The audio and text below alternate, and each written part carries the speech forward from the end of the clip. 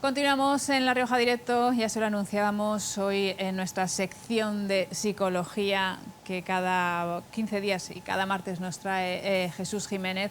Pues vamos a hablar de un tema que decimos que quizás últimamente hemos pensado, no sé si ha hablado más de él. Bueno, pues parece que con la situación que estamos viviendo o nos ha tocado o nos toca más de cerca, o incluso uno se plantea el hecho de poder morir, pues toda la pandemia que estamos viviendo. Jesús Jiménez, muy buenas. Muy buenas, Elsa, ¿qué tal? De hecho, se celebraron la semana pasada unas jornadas de psicología acerca de este tema, dando vida a la muerte. Y bueno, lo primero que vamos a hablar, Jesús, ¿qué concepto tenemos de la muerte? No sé si solemos pensar en ella. Si no nos toca muy de cerca, no tenemos a un familiar que le veamos, digamos, en peligro, miramos para otro lado y parece que no vaya con nosotros. Bueno, todos sabemos que la muerte existe, que está ahí, que forma parte de la vida, ¿no?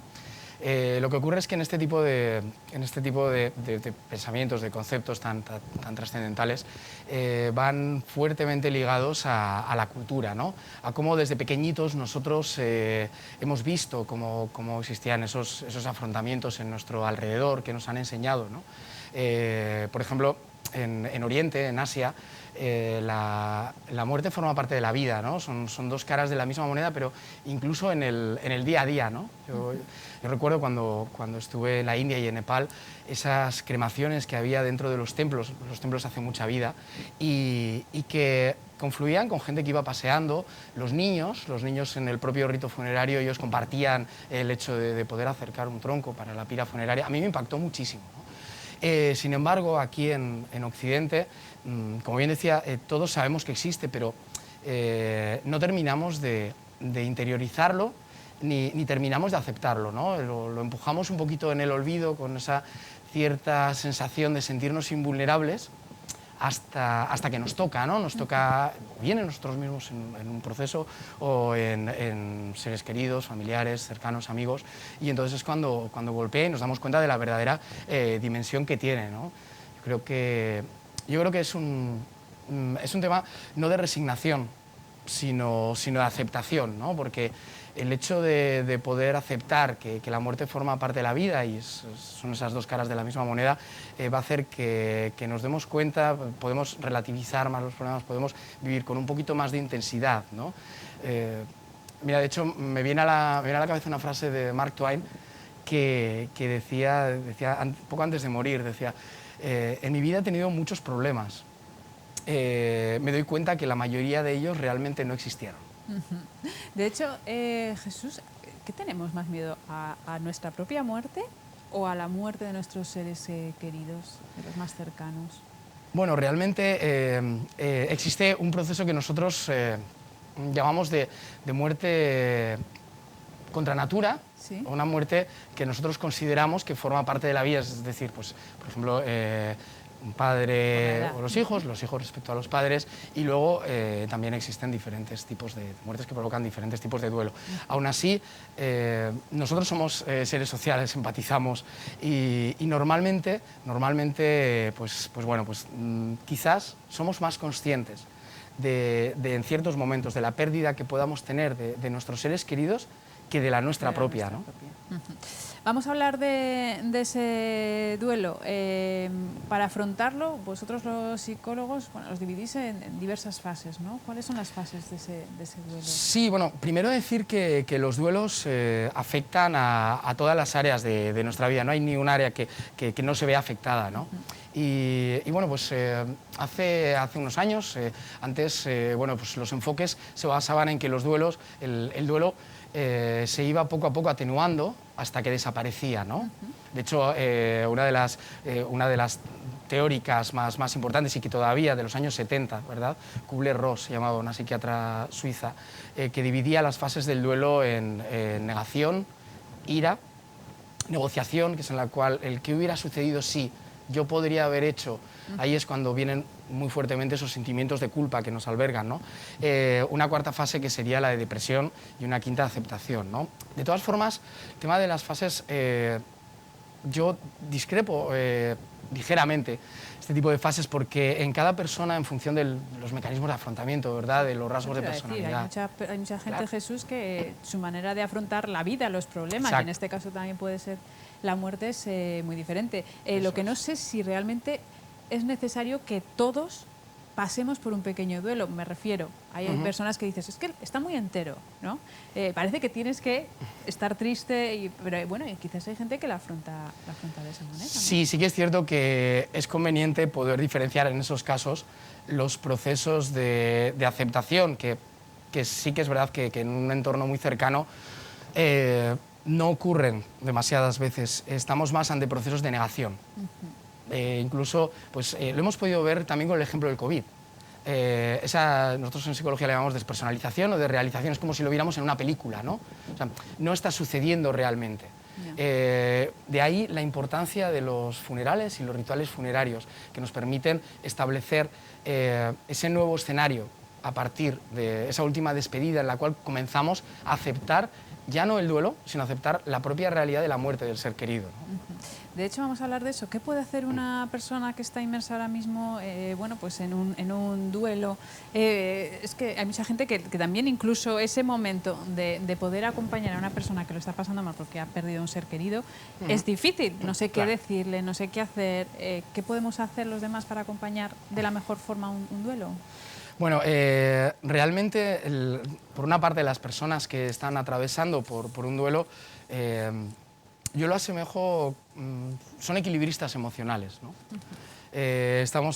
Si pensamos en el circo, en esa cuerda floja en la cual estamos con una barra, ¿no?, que tiene dos lados, estamos continuamente equilibrando entre esos sentimientos de yo no puedo, esos sentimientos de vacío, de tristeza extrema, con la otra parte. Es decir, bueno, puedo yo afrontarlo a pesar de ese duro impacto, ese golpe, pero tengo que seguir adelante y puedo seguir adelante, ¿no?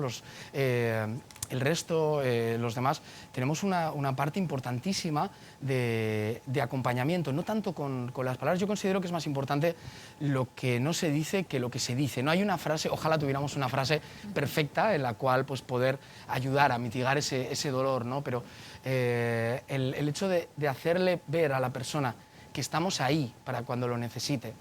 De hecho, yo le llamo en los duelos, para una persona que está atravesando el duelo, el círculo de seguridad. Es decir, personas que nosotros, en el proceso de duelo, conocemos que pueden en algunos momentos acompañarnos en nuestra tristeza o podemos nosotros contagiarnos un poquito de su alegría.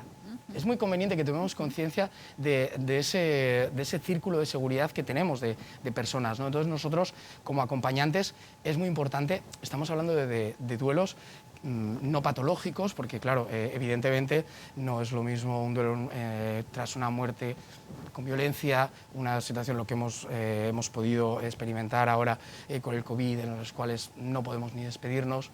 Bueno, son temas más complicados que merecen además un tratamiento además, individual. supongo que también, como decimos, en la personalidad de cada uno hay personas que supongo que prefieren estar más en solitario y vivir ese duelo de manera más individual, y hay personas que como que necesitan posiblemente estar más acompañados. Y hablabas antes de eso, de esas familias que por las circunstancias en las que vivimos no han podido realizar esos rituales, esos funerales de la vida normal antes de la pandemia. ¿Qué les podríamos decir a ellos? ¿Cómo pueden pasar ese duelo? Bueno, primero yo creo que los rituales son muy, muy importantes, como hemos dicho, para aceptar la realidad de la muerte del ser querido, ¿no? Para esa última despedida, y porque el dolor compartido, como decimos siempre, somos seres sociales, reconforta un poquito saber que te sientes acompañado. De hecho, ahora con el COVID ha habido, me salta el COVID, pero es muy importante porque ha habido sentimientos de personas como que se han sentido, aparte de esa tristeza extrema, inatendidas, ¿no? Porque el entorno realmente también está en una situación complicada y es bueno que tomemos conciencia de que estamos pasándolo todos bastante mal y que no es una cuestión de que no estemos cerca ni queramos atender, ¿no? En cualquier caso, con el tema de los rituales, los funerales, es bueno que no los cancelemos. Es bueno que tengamos conciencia de que podemos aplazarlos. Incluso podemos hacer una pequeña guía con cómo queremos que sea ese funeral para nuestro ser querido, compartiéndolo con nuestro entorno más cercano, con los niños, es muy importante, también poder comentarlo. Y que si necesitas hacer una despedida, que aunque no sea hoy, que la puedas hacer en el futuro, ¿no? Pero mientras también se pueden hacer rituales que pueden ser personales, pueden ser familiares o pueden ser incluso sociales. O sea, yo me he encontrado con casos en los cuales un ritual social muy bonito, pues por medio de una videollamada hubo pues el entorno de cinco casas que hincharon unos globos con mensajes dentro, hicieron una suelta de globos, ¿no? El hecho de poder el reunirnos, y también ha habido funerales vía Skype, en los cuales el párroco ha ayudado y que bueno, han podido tener ese pequeño ritual de despedida. Y luego tenemos también pequeños ejercicios que podemos hacer, ¿no? El escribir una carta a nuestro ser querido, crear un rincón del recuerdo. Con los niños también, el poder elaborar una caja que pueden decorarla ellos con objetos muy personales de nuestro ser querido. Es decir, se pueden, y creo que es muy conveniente el realizar pequeños rituales prácticos, ¿verdad? Jesús, nos vamos de tiempo. Sí que me gustaría enseñar esta viñeta a modo de final, que es muy chula, que nos has traído para despedir este programa hoy, este tema. Cuéntanos. Bueno, la verdad es que cuando estaba pensando en la frase de la semana, a ver cuál hacía en relación al tema, me acordaba de esta viñeta del gran Spassky, que el creador de Snoopy, en la cual Carlitos le dice un día: nos vamos a morir, Snoopy. Y Snoopy, que es muy listo, le dice: cierto, Charlie, pero los otros días no. Es decir, pues esa muerte como parte de la vida, ¿no? Efectivamente. Hay que vivir el día a día también. Hay que vivir. Efectivamente. Jesús, yo creo que es un tema que podíamos hablar horas y horas. De hecho, si algún día te parece, lo volvemos a tratar. Yo creo que a la gente le interesa mucho, y sobre todo consejos que pueden ayudarles a sobrellevar mejor un duelo o una pérdida de un ser querido. Te emplazo, ¿vale?, al próximo programa. Hay una frase de la semana que la veía. Sí, es que me encanta, porque creo que puede resumir un poquito lo que hemos hablado, ¿no? Antes de preguntarnos si hay vida después de la muerte, deberíamos darnos cuenta de que hay vida antes de la muerte, ¿no? Es decir, si aceptamos la muerte, yo creo que podemos aprovechar mejor cada momento. Y me gustaría reflejar que yo creo que si tuviéramos una vida eterna, estos ratitos no los viviríamos con tanta intensidad. Carpe diem, Jesús, carpe diem, ¿verdad? Carpe diem. Gracias, Jesús, otro día más, un placer. La verdad es que aprendemos mucho con esta sección. Continuamos, nos vamos a conocer a una fantástica chica, joven, árbitra, que, como les contaba al comienzo del programa, bueno, pues decidió que este era su mundo, el mundo del arbitraje, y hoy, a día de hoy, puedo decir que se dedica a ello, lo ha conseguido. Vean.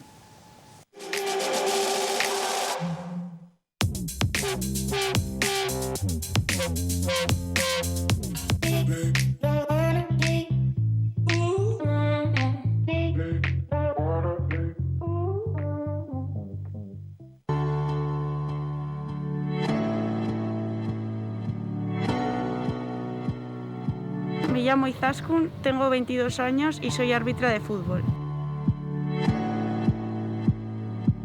Cuando era pequeña, desde los 8 años, jugué a fútbol y me gustaba muchísimo el fútbol. Y en un equipo en el que estaba nos dieron una charla sobre las reglas de juego, y desde ese momento me empezó a interesar el mundo de las reglas de juego.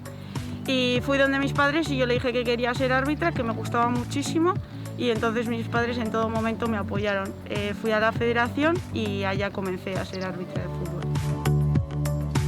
No me fue difícil porque yo desde el primer momento he estado siempre con chicos. Yo nunca jugaba con las chicas, a las muñecas o estaba con ellas, sino que yo entre todos los chicos me metía en el campo de fútbol y jugaba con ellos. Y de hecho todos mis amigos son chicos, actualmente la cuadrilla, y siempre me he visto entre ellos muy acomodada y muy contenta. Nunca me han hecho de menos por ser mujer.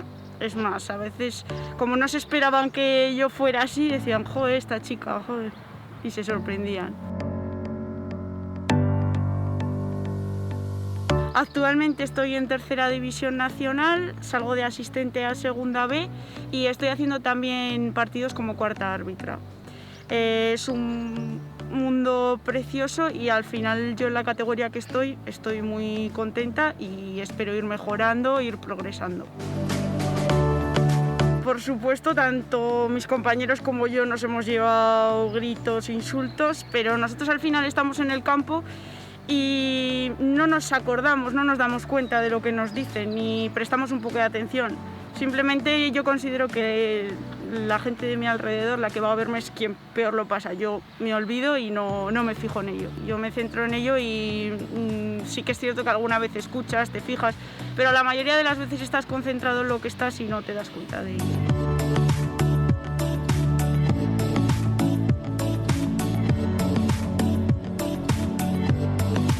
Pues yo ahora considero que el deporte femenino está en auge, se le está dando mucho impulso, tanto de la Federación Española como aquí en La Riojana. Nosotros actualmente estamos 5 chicas en tercera división, una asistente en segunda B.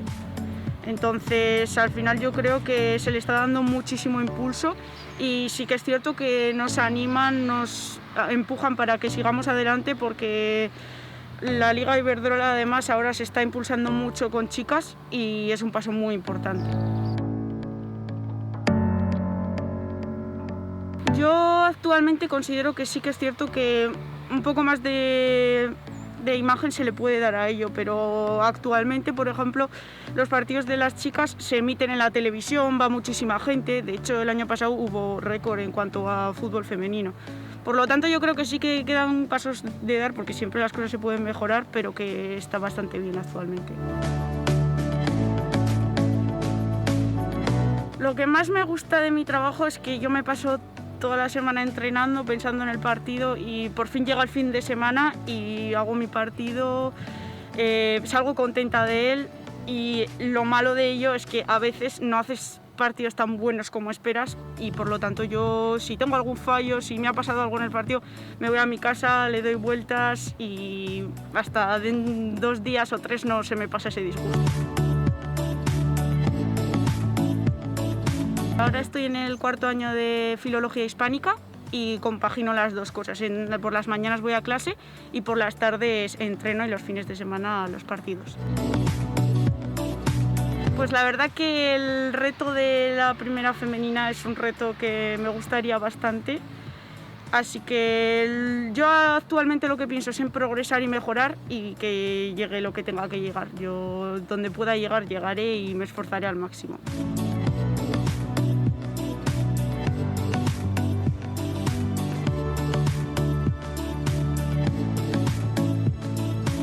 Yo os aconsejaría que si el mundo del arbitraje es algo que os gusta, que entréis en ello, lo probéis, porque cuando alguien entra le encanta. Y las mujeres no estamos en tanta inferioridad como anteriormente, ahora estamos más igualadas con los hombres. Por lo tanto, que entrarán en este mundo porque es un mundo precioso y que les va a gustar muchísimo.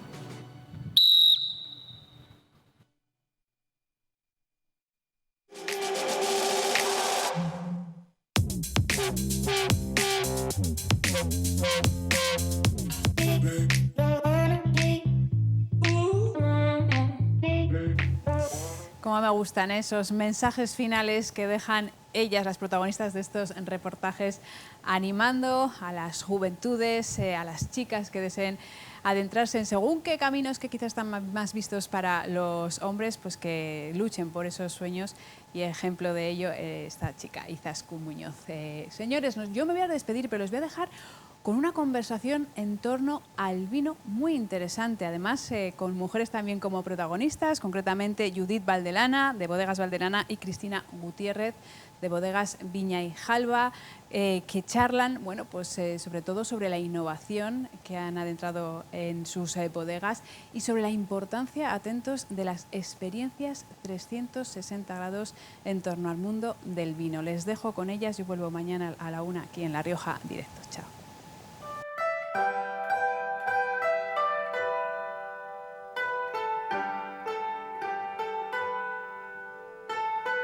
Si algo tiene el mundo del vino es no solo lo que hay dentro de una copa, sino todo lo que le rodea. Valdelana Enoturismo Valdelana, los alojamientos, el alojamiento que tenéis, el museo, ¿no? En los calados del siglo XV, si no me equivoco. Sí. Y a mí me llama muchísimo la atención el maridaje que hacéis con las estrellas. Sí. Eso siempre vamos. La verdad que Mi padre ha sido siempre súper innovador y se ha salido un poquito de la línea, igual de lo que el resto estaba ofreciendo, proponiendo, y decidimos crear una experiencia en el consumidor, ¿no?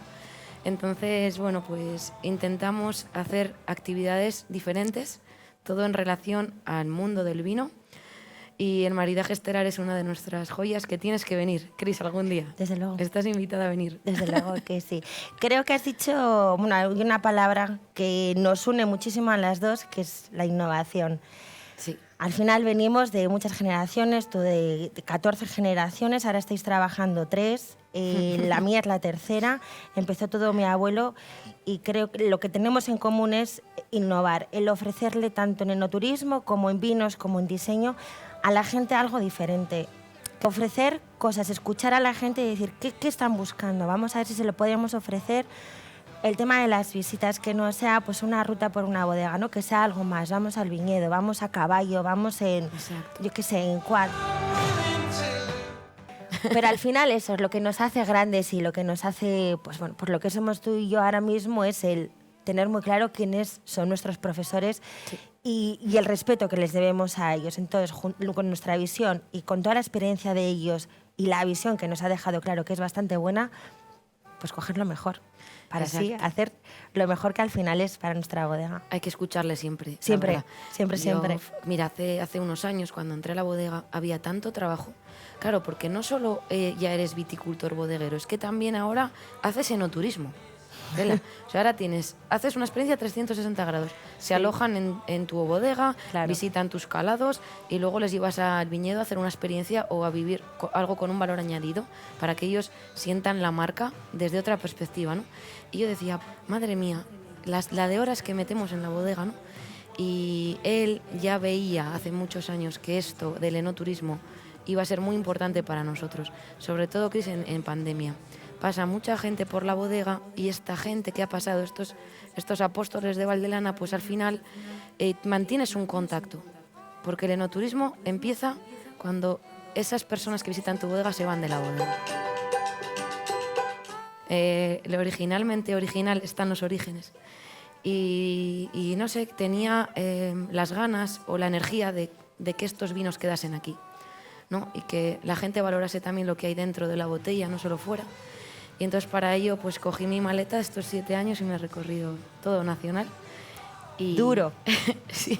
Pero bueno, al final poquito a poco creo que lo iremos haciendo y llevar nuestra bodega familiar a casi todos los rincones, o eso vamos a intentar. Yo en exportación creo que lo tengo un poco más fácil que tú en el ámbito nacional. Cojo la maleta, cojo el avión y bueno, que nadie me para, ¿no? Sí.